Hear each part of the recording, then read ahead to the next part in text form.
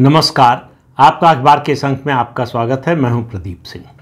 एक बहुत ही गलत तुलना कर रहा हूं, उदाहरण दे रहा हूं। हम लोग बोलते हैं हरि अनंत हरि कथा अनंता। ये भगवान के बारे में कहते हैं कि उनको जानना, उनको समझना, उनके विराट स्वरूप को समझना और कितना बड़ा उनका स्वरूप है, उनको पूर्ण रूप से समझना कितना कठिन है। लेकिन एक नेगेटिव सेंस में इसकी तुलना अगर की जाए तो कांग्रेस पार्टी के भ्रष्टाचार की कथा भी अनंत है। उसको समझना बड़ा मुश्किल है। जब लगता है कि कांग्रेस पार्टी के भ्रष्टाचार की सारी कथाएं सामने आ गई हैं, तब कुछ नया आ जाता है। तो सोनिया गांधी के एक मनमोहन सिंह थे, अब इस दुनिया में नहीं है, भगवान उनकी आत्मा को शांति दे। अब सबसे बड़े अर्थशास्त्री माने जाते थे भारत के, और उनकी बड़ी उपलब्धि मानी जाती थी कि वो अर्थशास्त्र का जैसा ज्ञान उनके पास है और किसी के पास नहीं है, कम से कम राजनेताओं में तो नहीं है। तो इसलिए उनको पहले वित्त मंत्री बनाया गया था। वित्त मंत्री क्यों बनाया गया था, इस पर मैं एक वीडियो बना चुका हूँ, उसमें विस्तार से बता चुका हूँ कि किस तरह से IMF के दबाव में उनको वित्त मंत्री बनाया गया था। उसके बाद उनको प्रधानमंत्री बनाया सोनिया गांधी ने, और तमगा दिया देश ने, पूरे देश में ये प्रचार किया गया, ये छवि बनाई गई कि बहुत ईमानदार व्यक्ति हैं मनमोहन सिंह। मनमोहन सिंह के 10 साल के प्रधानमंत्रित्व काल में जितना भ्रष्टाचार हुआ इस देश में अभूतपूर्व है। उतने बड़े पैमाने पर और उस तरह का भ्रष्टाचार उससे पहले न कभी हुआ था और न मुझे लगता है कि कभी हो पाएगा। किसी संस्था को छोड़ा नहीं। अब जो नया संदर्भ है, मैं आज ये बात क्यों कह रहा हूँ, ये वीडियो क्यों बना रहा हूँ, एक नई किताब आई है। किताब के लेखक हैं पी शेष कुमार। ये CAG में डायरेक्टर जनरल ऑफ ऑडिट थे और ये उस टीम का हिस्सा थे जो कोलगेट कोयला घोटाले के मामले की ऑडिट कर रही थी। तो उन्होंने बताया कि उस समय उन लोगों ने चुप्पी साध रखी थी।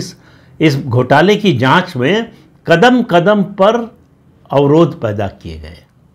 उन्होंने कहा ऑडिट टीम को बाथरूम के बगल में एक छोटा सा कमरा दिया गया जिसमें दिन भर बदबू आती रहती थी। ऑडिट टीम को फाइल्स देने से सरकार मना करती रही, फाइल्स नहीं दी जाती थी। और ये याद रखिए कि कोयला घोटाला 1.86 लाख करोड़ का था, कोई छोटा मोटा अमाउंट नहीं था। और कुछ समय तक कोयला मंत्री भी मनमोहन सिंह रहे, प्रधानमंत्री रहते हुए। और जो असली घोटाला सामने आया CAG ऑडिट में जो मिला, वो पॉलिसी की जो फाइल सरकार की थी वो ऑडिटर्स के हाथ लग गई। उसमें लॉ मिनिस्ट्री का नोट था, उसमें कोयला सचिव का नोट था और उसमें प्रधानमंत्री मनमोहन सिंह के भी नोट्स थे। लॉ मिनिस्ट्री ने 2006 में ही कहा था कि कोयला खदानों का आवंटन कॉम्पिटिटिव बिडिंग के जरिए होनी चाहिए। सरकार उसको टालती रही। अब कोयला खानों के आवंटन के लिए स्क्रीनिंग कमेटी बनी है, उसकी 200 बैठकें हुई। 200 बैठकों की फाइल CAG के लोग, ऑडिट के लोग मांगते रहे, सरकार ने नहीं दिया। बड़ी मुश्किल से बड़ा दबाव डालने पर सिर्फ 2 स्क्रीनिंग कमेटी की बैठकों की फाइल मिली CAG को, और उसी में उन्होंने पकड़ लिया कि कितना आर्बिट्रेरी तरीके से ये जो है अलॉटमेंट हुआ है। दूसरी बात, जब ये घोटाले की बात आती है तो विंडफॉल प्रॉफिट की बात आती है। तो शेष कुमार ने कहा कि ये हमारी टर्म नहीं है, ये सरकार की फाइल में कोयला सचिव का ये नोट है। इस तरह से पारदर्शिता को छोड़कर अलॉटमेंट होगा तो कंपनियों को विंडफॉल गेन होगा। विंडफॉल गेन यानी अप्रत्याशित लाभ। एक लाभ होता है जिसका आप कैलकुलेशन कर सकते हैं कि आपका इतना इन्वेस्टमेंट है, उससे आप इतना प्रोडक्शन करेंगे, वो इतने में बिकेगा तो इतना आपको लाभ होगा उस पर। ये अप्रत्याशित लाभ था। और उन्होंने कहा कि उसके बाद जब हमने ऑडिट रिपोर्ट दी, सरकार को पसंद नहीं आई, जाहिर है नहीं पसंद आनी थी। प्रधानमंत्री ने संसद में इसकी आलोचना की, ऑडिट रिपोर्ट की। जबकि मनमोहन सिंह खुद रेगुलेटर रह चुके हैं, आरबीआई के गवर्नर रह चुके हैं।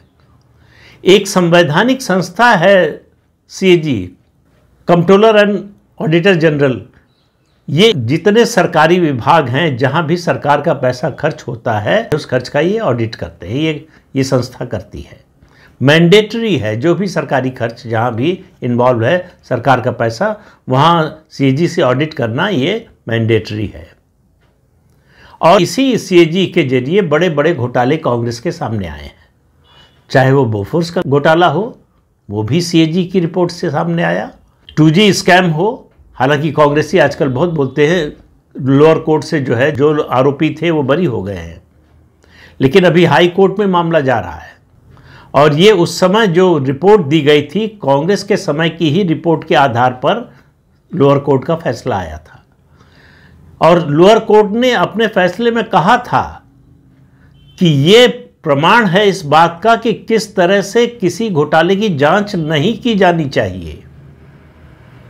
तो तथ्यों को छुपाया गया, गलत तथ्य पेश किए गए, जो तथ्य उपलब्ध थे उनको अदालत के सामने पेश नहीं किया गया। तो ये अदालत से बरी होने वाली बात नहीं है। जो लोग आरोपी हैं वो फिर फंसेंगे ही। लेकिन बात अभी कोयला घोटाले की हो रही है। तो पी शेष कुमार ने कहा कि हमको हर तरह से परेशान करने की कोशिश हुई कि हम ऑडिट न कर पाए। और ऑडिट रिपोर्ट देने के बाद प्रधानमंत्री ने संसद में तो आलोचना की ही, तमाम मंत्रियों ने प्रेस कॉन्फ्रेंस करके आलोचना की। तो इसको रोकने की कोशिश हुई, लेकिन मामला गया सुप्रीम कोर्ट में।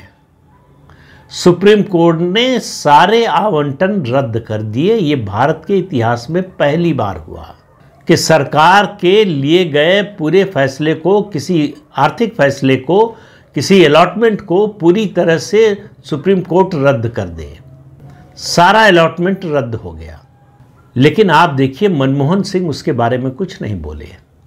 उनको सब कुछ मालूम था कि घोटाला क्या हो रहा है, कैसे हो रहा है। वो खुद भी कुछ समय तक कोयला मंत्री थे, तो इससे भी नहीं बच सकते कि दूसरे मंत्री थे क्या कर रहे थे मुझे पता नहीं था। उनको सब कुछ पता था। और सीएजी की रिपोर्ट आने के बाद तो सब कुछ खुल गया, सार्वजनिक हो गया। तो मनमोहन सिंह ईमानदार थे तो उनको सीएजी के साथ खड़ा होना चाहिए था, सीएजी की रिपोर्ट के पक्ष में बोलना चाहिए था। वो कहते हैं कि जिन लोगों ने घोटाला किया उनको सजा दिलाएंगे, ऐसा उन्होंने नहीं कहा। उन्होंने सीएजी को ही कटघरे में खड़ा करने की कोशिश की। लेकिन जब सुप्रीम कोर्ट ने फैसला सुनाया तो सरकार के पास कोई जवाब नहीं था। और पी शेष कुमार कहते हैं कि हमको जो पॉलिसी की फाइल हाथ लगी, दरअसल असली विस्फोट उसी से हुआ। इसी में था कि 2006 में लॉ मिनिस्ट्री ने रेकमेंड किया था कि कॉम्पिटिटिव बिडिंग के जरिए अलॉटमेंट होना चाहिए। लेकिन सरकार क्या कह रही थी ऑडिट के बचाव में सुप्रीम कोर्ट में कि उस समय यानी 2004 से 6 के बीच में कॉम्पिटिटिव बिडिंग का मौका नहीं था, उस समय उसका अवसर नहीं था, उसकी गुंजाइश नहीं थी। ये आर्गुमेंट उसका पूरी तरह से फेल हो गया। लेकिन 2004 से लेकर लगातार उन फाइलों में नोट्स हैं अलग अलग मिनिस्ट्रीज के, यहाँ तक कि प्राइम मिनिस्टर के भी। तो सरकार का वो दावा जो है वो झूठा साबित हुआ। जिस समय अलॉटमेंट किए गए मनमाने तरीके से, उस समय भी कॉम्पिटिटिव बिडिंग हो सकती थी। बहुत से लोग कहते हैं कि सुप्रीम कोर्ट ने कैंसिल कर दिया सारे अलॉटमेंट, तो फिर क्या घोटाला हुआ? घोटाला हुआ जिन कंपनियों को अलॉटमेंट हुआ उन कंपनियों से बैंक से लोन मिल सकता था, वो लेने के हकदार हो गए। दूसरा जो असली फायदा उनका हुआ वो उन कंपनियों के शेयर के दाम बेतहाशा बढ़ गए कि उनको इतनी बड़ी कोयला खदान मिली है, इतना प्रॉफिट होगा इतने दिनों में, तो इस कंपनी का जो है भविष्य बहुत अच्छा है। तो वो जो फ़ायदा हुआ वो तो कोई कंपनी लौटाने आई नहीं। तो सवाल ये है कि इस घोटाले में किस किस का हाथ था। प्रधानमंत्री नरेंद्र मोदी ने संसद में एक टिप्पणी की थी जिस पर कांग्रेसी बड़े नाराज़ हुए, बड़ा हंगामा किया। मनमोहन सिंह के बारे में उन्होंने कहा था कि मनमोहन सिंह रेनकोट पहनकर नहाना जानते हैं। दरअसल ये सब यही मामले हैं कि घोटाला होता रहा, यानी पानी गिरता रहा, मनमोहन सिंह नहीं भीगे। घोटाला होता रहा, मनमोहन सिंह ईमानदार बने रहे। इतने बड़े घोटालों का सरताज ईमानदार कैसे हो सकता है? और उसके अलावा जो सार्वजनिक रूप से सामने है सबके, जब वित्त मंत्री थे तब 1993 में जेएमएम घोटाला हुआ, वोट खरीदे गए सरकार बचाने के लिए। उस समय एक तर्क हो सकता है कि वो सिर्फ वित्त मंत्री थे, लेकिन उस फैसले में वो शामिल नहीं थे, इस बात का कोई प्रमाण नहीं है। लेकिन 2008 में तो वही प्रधानमंत्री थे, उनकी सरकार बचाने के लिए फिर से सांसदों की खरीद फरोख्त हुई। 1993 का जो मामला है वो सुप्रीम कोर्ट गया। सुप्रीम कोर्ट ने स्वीकार किया, फैसला दिया कि ये घोटाला हुआ, सांसदों की खरीद हुई, लेकिन उस समय कहा कि संसद के अंदर चूंकि ये हुआ इसलिए सुप्रीम कोर्ट इस बारे में कोई सजा नहीं दे सकता, मुकदमा नहीं चलने दे सकता। इस फैसले को सुप्रीम कोर्ट ने बाद में बदला कि संसद के अंदर भी अगर इस तरह का कुछ होता है तो सुप्रीम कोर्ट को, अदालत को अधिकार है उस पर फैसला सुनाने का, उस पर कानूनी कार्रवाई करने का। लेकिन उस समय वो सब लोग बच गए। 2008 का मामला अभी भी अदालत में है, उसका कभी फैसला आएगा इसकी उम्मीद मत करिए। वोट के बदले नोट, जब करोड़ों रुपए कैश दिखाए गए थे संसद में, एक बेईमान जर्नलिस्ट, धोखेबाज जर्नलिस्ट, कांग्रेस का चाटुकार जर्नलिस्ट, जिस पर भरोसा किया बीजेपी ने, ये सारी रिकॉर्डिंग हुई इस घोटाले को उजागर करने की, और वो रिकॉर्डिंग लेकर वो भाग गया।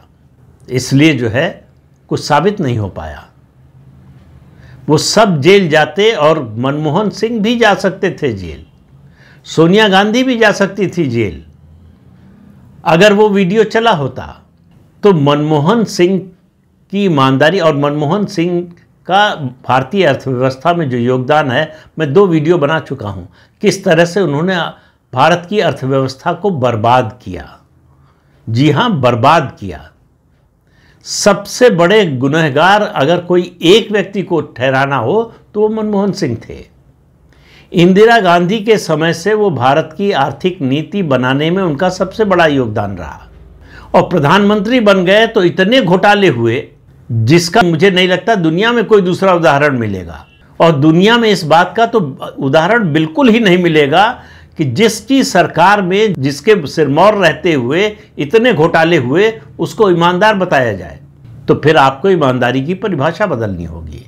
ये किताब बताती है कि किस तरह से कांग्रेस की सरकार ने, यूपीए सरकार ने घोटाले किए और उन घोटालों को दबाने की कोशिश की, और जो संस्थाएं उनको उजागर करने की कोशिश कर रही थी, उनको बदनाम करने की, उन पर दबाव डालने की, उनको हर तरह से प्रताड़ित करने की कोशिश हुई।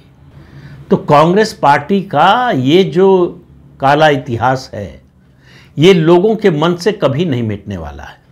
कांग्रेस पार्टी एक भ्रष्ट पार्टी के रूप में लोगों के मन में रच बस गई है। इसलिए भ्रष्टाचार के खिलाफ या ईमानदारी की किसी बात पर, कांग्रेस की किसी बात पर कोई भरोसा करने को तैयार नहीं है, और कांग्रेस बार बार इसका जो है प्रमाण दे रही है।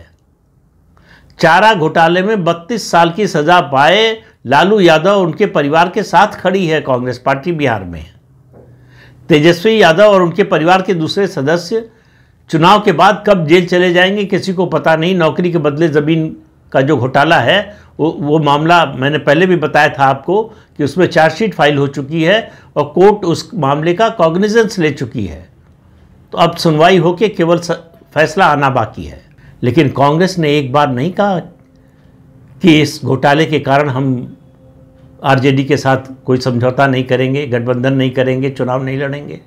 क्योंकि दोनों, जो कहावत है कि चोर चोर मौसेरे भाई, खुद राहुल गांधी और उनकी मां सोनिया गांधी जमानत पर रिहा है नेशनल हेराल्ड मामले में। घोटाला 420C का आरोप है उसमें, उसके अलावा मनी लॉन्ड्रिंग का आरोप है, तमाम तरह के भ्रष्टाचार का आरोप है नेशनल हेराल्ड मामले में। तो राहुल गांधी कब तक बाहर रहेंगे, ये तो जो है आज की सरकार ही तय करेगी। सरकार जिस दिन तय कर ले कि इस मामले को तेजी से चलाना है, उस दिन दोनों माँ बेटा जेल जा सकते हैं। कांग्रेस का भ्रष्टाचार आज से नहीं शुरू हुआ, मैं बहुत बार बोल चुका हूँ, उसको दोहराना अच्छा नहीं लगता। जवाहरलाल नेहरू के समय से शुरू हुआ। पहला घोटाला देश का जीप घोटाला हुआ, जब फौज के लिए कन्नम जीपें खरीदी गई। आप सोचिए कितना बड़ा धोखा किया देश की फौज के साथ। उसके बाद मुंद्रा कांड और तमाम घोटाले, इंदिरा गांधी के समय और राजीव गांधी के समय जो बोफोर्स का घोटाला हुआ, उसने ऐसी मुहर भ्रष्टाचार की लगाई कांग्रेस पर जिससे वो आज तक उबर नहीं पाई है। और ये जो बातें सामने आ रही हैं ये उसको आगे उठने नहीं देंगी पार्टी को। पार्टी की कोई छवि भ्रष्टाचार के मुद्दे पर कोई अच्छी छवि नहीं बनने वाली है, कोई नहीं मानने वाला है। जो लोग कांग्रेस के समर्थक ऐसे हैं जिन्होंने आंखें बंद कर रखी हैं, उनकी बात छोड़ दीजिए। लेकिन जो भी खुली आंखों से देख रहा है उसे समझ में आ जाएगा कि ये पार्टी भ्रष्टाचार करने में बिल्कुल निपुण है। भ्रष्टाचार करने, उसको छिपाने, भ्रष्टाचारियों को बचाने, भ्रष्टाचार को उजागर करने वालों को प्रताड़ित करने में इस पार्टी का कोई जवाब नहीं है। तो अगर आपको देश में भ्रष्टाचार को नई ऊंचाई पर ले जाना है तो कांग्रेस का साथ जरूर देना चाहिए। तो इस अंक में इतना ही। अगले अंक में फिर मिलेंगे किसी नए मुद्दे के साथ। तब तक के लिए अनुमति दीजिए। आपसे अनुरोध है कि चैनल देखिए, शेयर कीजिए, लाइक कीजिए और सब्सक्राइब जरूर कीजिए। नमस्कार।